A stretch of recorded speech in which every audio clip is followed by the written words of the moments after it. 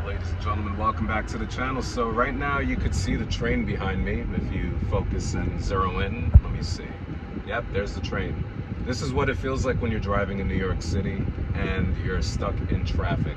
Now, I am right now sitting on the Williamsburg Bridge trying to get to my destination over at Orchard Street because I've been driving from Queens and I took the expressways all the way over to the bridge and into the lower part of Manhattan near Delancey.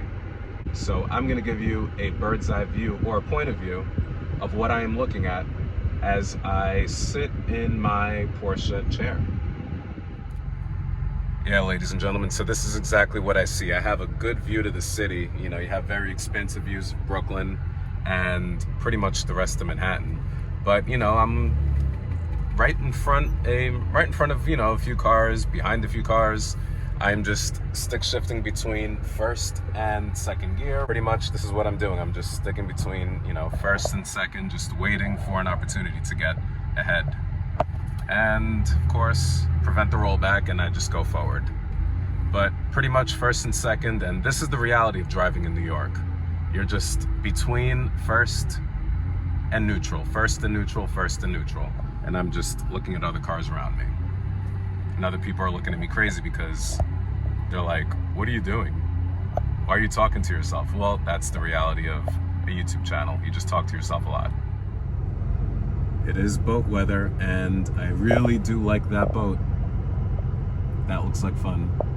It's a warm day today. So a question a lot of my friends ask me when I'm driving my car, are you paranoid that other cars are gonna hit you? Or that you're going to make impact with other vehicles on the road, or, you know, there's going to be close calls or whatnot. And the reality is no. I drive this car like any other car, and I treat it as if it's any other car. The only difference is it's a stick shift, so I'm stuck between first and second gear, just in and out of traffic situations.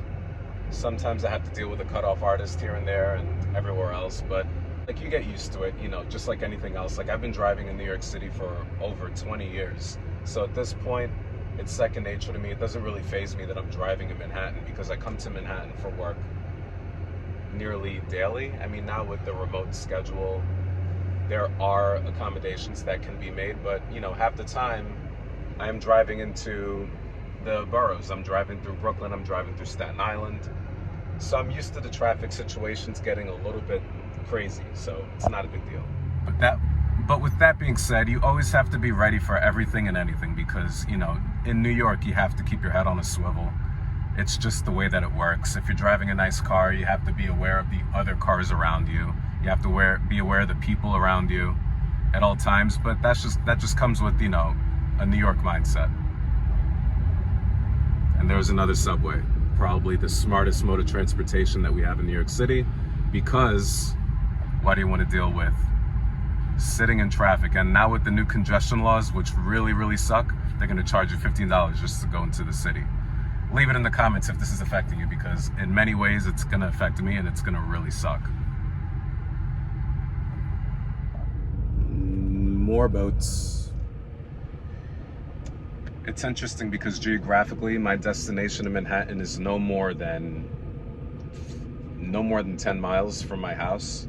So to deal with this much traffic and for an ETA of about 50 minutes, even with the Waze app or with Google Maps, it's absolutely crazy. Yep, that is New York City traffic from a bird's eye view. Absolute craziness. Damn. You know, the actual bridge structure shakes when the train passes by. That's freaking scary. Never noticed it before, but I think the Baltimore, Maryland bridge situation brought a new level of awareness.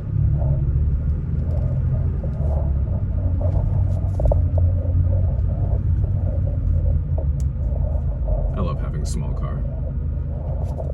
All right, a little transit rap history.